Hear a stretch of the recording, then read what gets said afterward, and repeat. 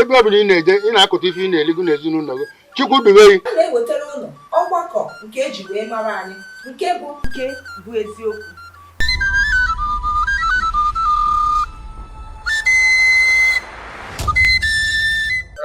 Ndị ọjọọ na ihe ọjọọ juru n'ala Igbo taa nke mụ onwe m enweghị ike ịkọwa ebe o si. Rụziele aka rụziele ya ihe dị mma na ihe dị njọ. Tọọ kwadelu m ihe ọ na-akọ aghọtara m isi onye ji ego egwukwana mmadụ igbu mmadụ abụọ n'ọbara ada asị asị. Ihe kpọtara ya dịka echiche mbụ oke ọchịchọ. Mgbe nwoke chekatara ihe ndị niile a ọrụ na o chetara onwe ihe ọ ga-echeta. Gburugburu ụwa niile onweghị ebe a na-ama ha ndị Igbo.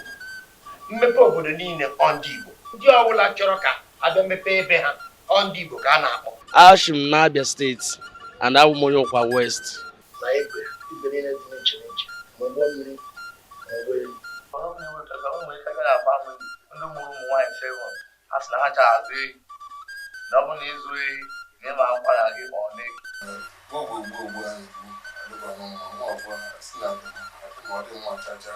Ndị Igbo ndị nwere ụbụrụ ndị nwere ike iji ntakịrị ego mepụta nnukwu ego.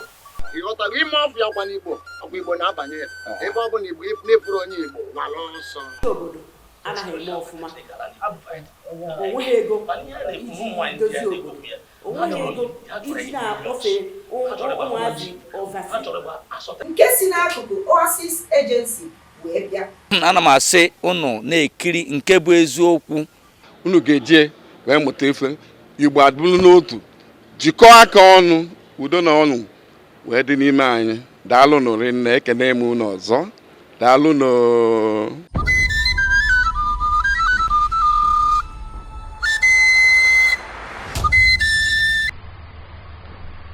Igbo ndị ọma na-ege ntị ekene m unu.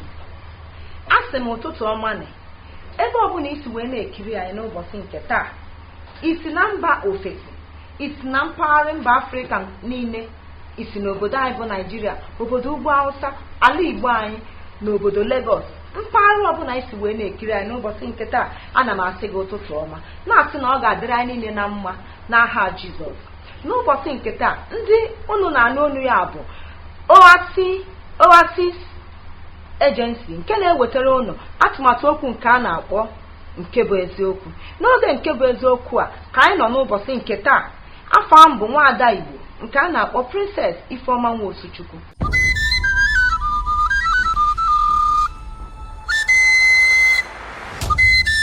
N'ụbọchị nke taa enwere m ndị mụ na ha nọ ebe a n'ụbọchị taa, ndị unu ga-anụ olu ha maka anyị matagodi ndị ha bụ bifo anyị aga na nke bụ isiokwu. Ngwa n'akụkụ aka nne m enwere odogwu nwoke guzo ebe a. Ọ bụrụ na unu na-odogwu nwoke anya, unu ga-ama na o so n'ihe a na-ekwu maka ya n'ala Igbo. Odogwu nwoke ngwagwa anyị onye bụ. Afa m bụ Eze Enoch Eze Chiedo Eze Chukwu na-eche. Abụ m onye Igbo ukwu dị na Anambra steeti nke Nigeria. Wee kenena m nnọọ Maazị Eze Chiedo, unu afụbe mgbe nwoke na-aza Eze Chiedo unu ma ihe ọ pụtara. Ana m asị gị nnọọ n'ụbọchị nke taa. Onye nke ọzọ bụ Ezinne nke nọ n'akụkụ. Ezinne ngwa Igbo bụ Igbo onye bụ. Igbo bụ Igbo ekene m ya dịrị onye mma dịrị ibe ya. Aha m Ezinne Benedicta Bonudu. Abụ m onye Delta steeti, obodo a na-akpọ Ila, n'Oshimili North Local Government Area. Oshimili North Local Government Area of Delta State, ebe nsi wee malite. Daalụ nụ. Ezinne ana m asị gị nnọọ, ọ ga-adịrị gị na mma. Ọzọ dịka nwanne, ana m eme ka unu mata na Ezinne a unu na-afụ ebe a bụ otu onye n'ime nke a na-akpọ Nollywood personnel, ndị na-ewepụtara anyị ihe nkiri na ihe onyonyo nke anyị na-eme n'oge niile. Ezinne ana m asị nnọọ, ọ ga-adịrị gị na mma. Igbo bụ Igbo dịka m gwara unu na mbụ, afọ m bụ nwaada Princess Ifeoma Nwosuchukwu. Unu anụ n'onu mmadụ na-abụ anyị kpọrọ n'ụbọchị nke taa, nke ga-agwa unu ka o si wee dị, mana anyị ga-aga amachigatakwa wee wetaziere unu isiokwu anyị ji wee gbapụta n'oge nke bụ eziokwu.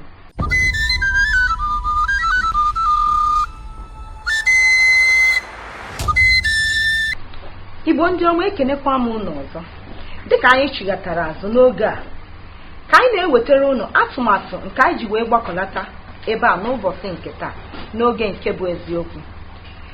Dịka m kwuru wee na-achọpụta na ọtụtụ ihe ọjọọ na-eme n'obodo anyị bụ Igbo nke na-ebutere anyị afọ ọjọọ. N'ụbọchị taa anyị ga-ama atụmatụ nke aha anyị ji wee bịa.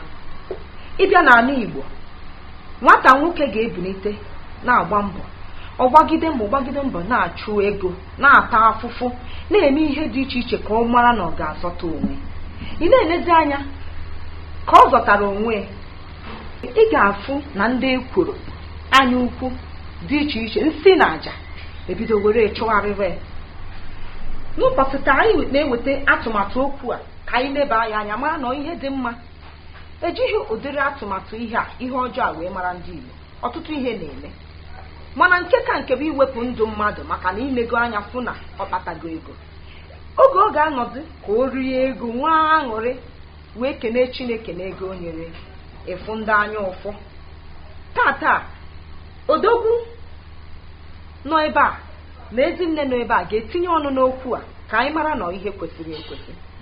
Gị nwa na-enene anyị ebe ọbụla ị na-enene anyị, ị na-eche eki n'onwe gị na ọ bụ ihe kwesịrị ekwesị na a ga-eji ụdịrị agwa ọjọọ wee mara ndị dịka ndị Igbo, ndị a na-enye nsọpụrụ na mba niile, ndị Chineke gọziri agọzi. Ngwa gezie ntị ka anyị nụ atụmatụ ha ga-enye anyị. Ngwa odogwu, ana m asị ka itinye ọnụ n'okwu a. Dịka nwaada si wee kwu n'ihe na-eme n'Igbo taa, ọ ihe jọrọ njọ nnukwu ka ọ bụ na nwata ya pụọ na-agba mbọ kpata ego, o chikọtazie ka o were ego a wee bara onwe uru dịka ịrụ ụlọ.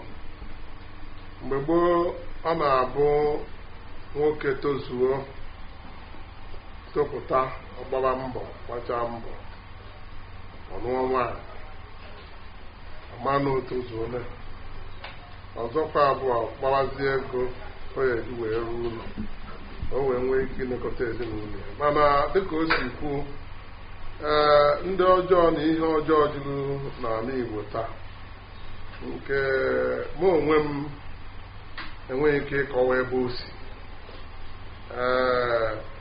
jupụtaziri ebe niile, na-emezi na ụjọ na-atụzi ụmụ okorobịa anyị. Ụfọdụ pụzie ha anatazi anata, ha atọzie ebe ha nọ n'ihi ihe ọjọọ, nsị na aja na igbu mmadụ juru n'ala Igbo. Nke a adịbụghị mbụ. So na ihe mere bụ na ana m echekwanụ n'ọya aka mma na anyị lebara ya anya mara ihe a ga-eme ka o were kwụsị, maka na ọ bụrụ na ọ kwụsịghị, ama m ihe ibi n'igwe ji abụ.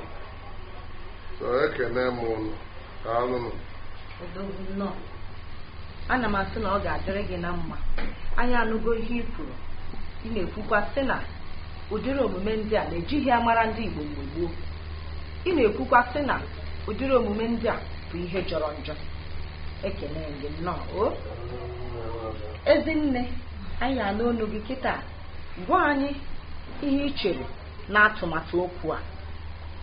Nwaada ndị ihe ga jọrọ njọ, jọkara nkapụ na mmadụ ịla obodo ya ọ na-atụ ụjọ, ọ tiri obi n'aka, ọ na-echekasị.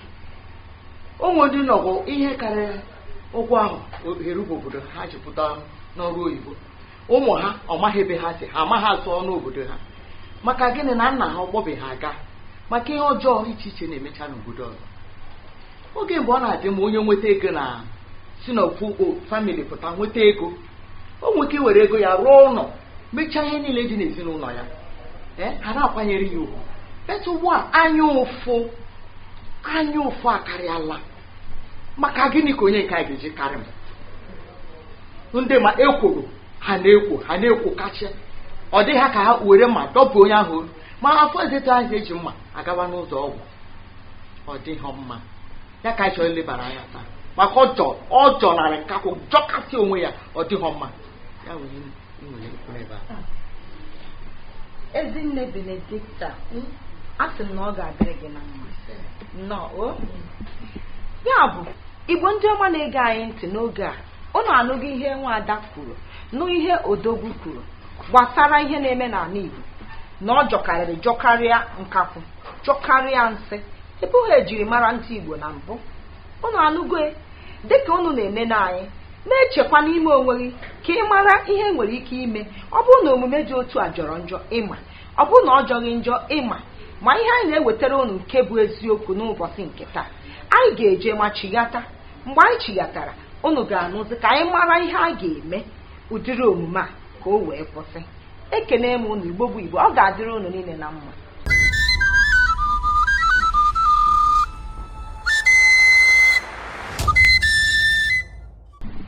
Dịka m na-agwa unu si na ihe ọjọọ karịrị na obodo anyị bụ ala Igbo. Nwoke kpata ego egbuo ya, o megharịa ahụ egbuo ya maka ekworo na anya ukwu. Anyị echighatago azụ ka anyị mata etu anyị ga-esi wee mee ka omume ọjọọ ndị a wee kwụsị na obodo anyị bụ Igbo. Maka na Igbo bụ nnukwu obodo. Igbo ndị ọzọ na-enekwasị anyị anya. Anyị ekwesịghị ị na-eme ihe dị otu a. Dịka anyị chighatara kịta, ngwa ka anyị gezie odogwu ntị ka ọ gwa anyị ụzọ enwere ike isi wee kwụsị ihe ọjọọ ndị a na obodo anyị. Odogwu, ngwa gwa anyị ihe i chere a ga-eme ka ihe ọjọọ ndị a wee kwụsị. Ekele nwaada na Igbo bụ Igbo, ekelekwa m ụlọ ọzọ. Dịka anyị kwuru na ọ bụghị ihe dị mma ka ọ bụ ihe ọbụla bụ ihe ọjọọ. Dịka anyị kwuru jọrọ njọ, and o kwesịrị ka anyị chọọ usoro a ga-eji kwụsị ya. Ana m echekwara na usoro a ga-eji kwụsị ya bụ na obodo ọbụla nọ n'ala Igbo ga-etete n'ụra. N'ọnwa one na one gara aga, obodo a na-akpọ Ọzọbụrụ n'ime Anambra steeti kwọrọ ekwe ụmụ Ọzọbụrụ niile nata ha nata, ha mee njegharị iwe wee kwuo sị na ihe ọjọọ ga-akwụsị be ha, nsi na aja, enyi ure, ohi na ama, na ọ ga-akwụsị. Ana ha bịanye iwu sị na ha nyedoro ọnwa na-abụ ma ofu ọnwa, onye ma nke ọ na-eme ya kwụsị ya ma ọ kwakọrọ pụọ. Ọ bụrụ na ọ pụghị ihe ọ fụrụ o were. Ana m echekwanu na ọ ihe nṅomi ka ọ bụ na anyị ya eṅomi ụdị ihe a. Obodo ọbụla agbagharịa, ndị isi ha, ndị eze, ndị nọ n'ọchịchị agba mbọ, gbasie mbọ ike mee ụdị ihe a ọzọ bụrụ mmerụ. Ana m eche na eme ụdị ihe a, onye kpata ego anya ukwu ana, mpụ na aghụghọ ana. Maka ama m etu o esi wee bụ na mmadụ kpatara ego egwu ịnọtabe ha na-atụkwa ya. Ọ ihe ọjọọ ka ọ bụ. So na ihe a ga-eme bụ na anyị ga-agbasi mbọ ike gbado ụkwụ n'ala dịka ndị Igbo eji ama atụ, gbaa mbọ gbasie mbọ ike fụ na ha kwụsịrị ihe ndị a, ka ọ ga-abụ onye kpata ego ịkwado ya kene Chineke ka o wee rute ụmụ. Maka onye kene Chineke na nke mmadụ, o wee nwee ike nke ọ na-achọ erube ya. Ekene m unu, alụnụ. Ekenekwa gị, anụrụ m ihe i kwuru. Igbo bụ Igbo, ekene m unu. Anyị anụgo site n'onu odogwu ihe nwere ike ime ka atụmatụ ọjọọ ndị a wee kwụsị. Ugbu a anyị egezie ntị ka Ezinne Gbemuju ka ọ gwa anyị ihe o chere anyị ga-eme ka ihe ọjọọ ndị a kwụsị n'obodo anyị bụ Igbo. Mara m ekele m gị, arụsị ndị Igbo ndị be anyị daalụ. Abịakwala m ọzọ. Onwe ihe kara Chineke n'ụwa. Chineke ka egwe n'ala, onwe ihe ọmahụ. Ihe nche okwu maka okwu ahụ ka anyị chịkọrọ ihe niile tinye Chineke n'aka. ka anyị jisie ike n'ikpere Chineke, wepụta obi anyị niile. Ọwụkwa ikpe nke nzuzo na-ebegosi ya akwa, onwe anyị begosi ya akwa ka ọ hapụ imere gị ihe ị na-achọ. Begosi ya akwa n'ihe ndị a niile dakwasịrị anyị, na-ayọkwana ya mezie ụzọ anyị, ya meziere anyị n'obodo anyị. Mgbe anyị kpere Chineke ụdị akwa, ọ ga-atụkwasị anyị obi, ọ ga-emere anyị ihe anyị chọrọ. Na-ekpere ya, na-ekpesi ike, ọwaọkwa nke ime eri ihe enweghị isi, na-ekpesi nnọọ ike. Chineke ga-abịa nyere anyị aka, dupụta anyị n'ọnọdụ ọjọọ anyị nọ na ya. Ezinne, ekene na gị. Igbo bụ Igbo, anyị anụgo n'ihe Ezinne Benedicta gwara anyị n'ụbọchị nke taa. O kwuru sị na ọ bụrụ na anyị tụkwasị Chukwu obi, na ihe niile ndị a ga-akwụsị. Ma dịka mụnwa bụ nwaada si chọọ ịgwa unu okwu, obere okwu n'oge ọgbakọ a nke bụ eziokwu, ihe ọjọọ ndị a ejibụghị ya mara ndị Igbo na mbụ. Ọ bụ maka ịfụnanya kpatara na mmadụ ga-akpata ego, ọkpọrọ nwanne ya zụọ, ọkpọrọ ikwu na ibe zụọ, ọkpọrọ enyi zụọ, mee ha ka ha nwee ego. Ọsọsọ na obodo anyị bụ Igbo ka a na-afụ ihe dị otu a. Mana gịnị na-emezi kịta?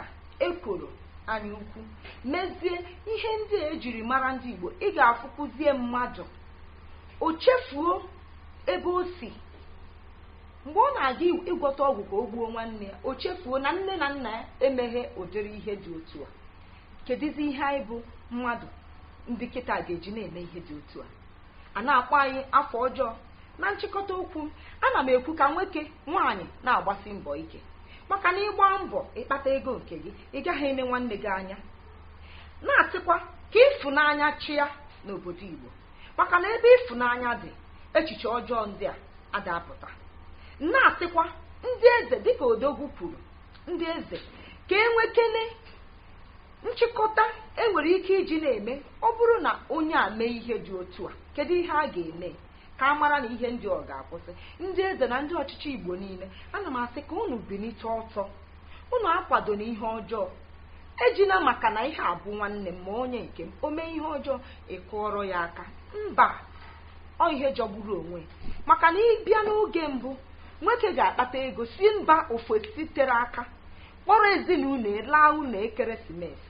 Mana ugbu a ọ dịzighị otu ahụ, maka egwu ihe ọjọọ, egwu iri nsi na aja, egwu ịzọta enyi ure, egwu ihe ọjọọ dị iche iche.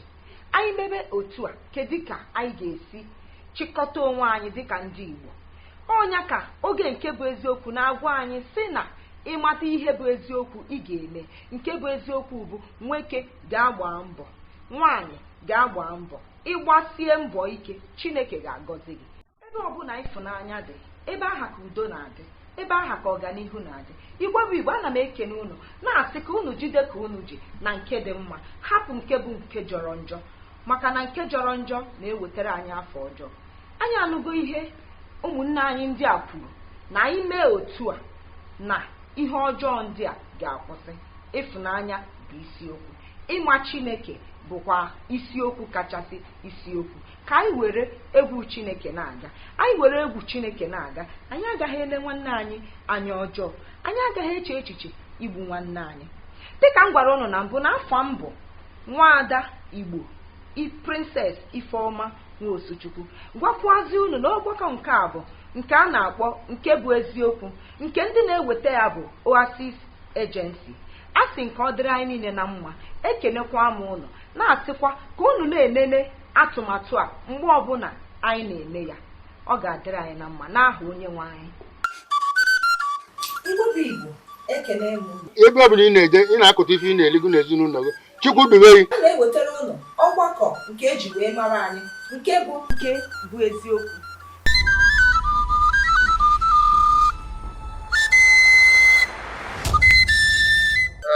Ndị ọjọọ na ihe ọjọọ juru n'ala Igbo taa, nke mụ onwe m enweghị ike ịkọwa ebe o si. Ruziele aka, ruziele ya ihe dị mma na ihe dị njọ. Tọọ kwadelu m ihe ọ na-akọ, aghọtara m isi ego. Onye ji ego adịbendị ya. Egbukwana mmadụ, igbu mmadụ adịghị mma, ọbara ada asị asị. Ihe kpọtara ya dịka echiche mbụ oke ọchịchọ. mgbe nwoke chekatara ihe ndị niile a ọrụ na o chetara onwe ihe ọ ga-echeta. Gburugburu ụwa niile onweghị ebe a na-ama ha ndị Igbo. Mmepe obodo niile ọ ndị Igbo. Ndị ọbụla chọrọ ka abịa mepee ebe ha ọ ndị Igbo ka a na-akpọ. Ashim n'Abia steeti and Awụmoyokwa West. Na igwe niile dị n'iche n'iche ma ụgbọ mmiri ma ụgbọelu. Ọrụ na-enweta ụmụ ike gara agba mmiri ndị mụrụ ụmụ nwaanyị 7 a sị na ha cha azụ ehi na ọ bụ na ịzụ ehi ga-eme akwa na gị ma ọ na-eke.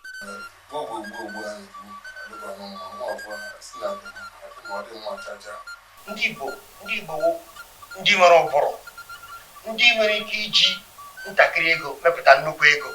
Ịghọtago ime ọfụ ya kwa n'Igbo, ọkwa Igbo na-abanye ya ebe ọ bụ na Igbo na-eburu onye Igbo wala ọsọ. Obodo anaghị eme ọfụma, onweghị ego iji dozie obodo, onweghị ego iji na-akpọfe ụmụazị ọvasi. Nke si n'akụkụ Oasis Agency wee bịa. Ana m asị unu na-ekiri Nke Bụ Eziokwu. Unu ga-eje wee mụta ife, Igbo adịbụrụ n'otu, jikọọ aka ọnụ, udo na ọnụ wee dị n'ime anyị. Daalụ nụrụ nne, ekene m unu ọzọ.